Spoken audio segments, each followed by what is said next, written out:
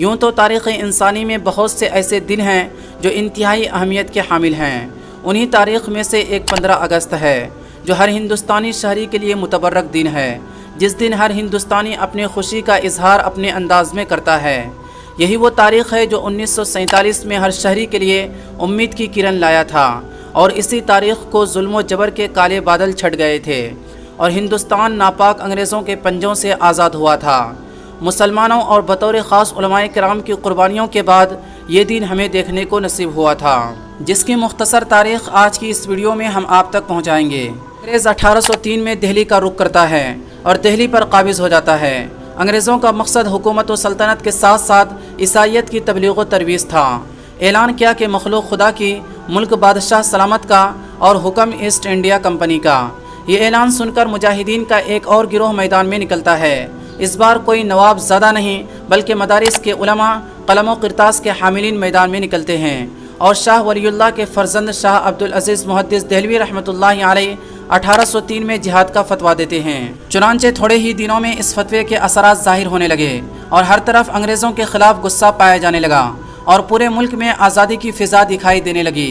بالآخر 1818 سے لے کر 1831 تک حضرت سید احمد شہید رحمۃ اللہ علیہ کی سربراہی میں ہزاروں مسلمان جامع شہادت نوش کر گئے۔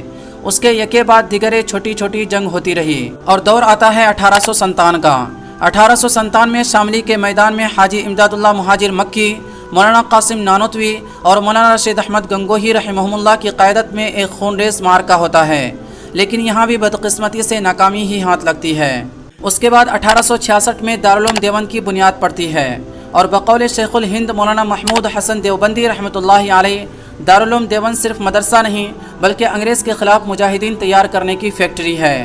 پھر انہی علماء کی قیادت میں 1919 میں جمعیت علماء ہند کا قیام عمل میں آتا ہے، اور علماء کرام کی قیادت میں تحریک آزادی چلتی رہتی ہے۔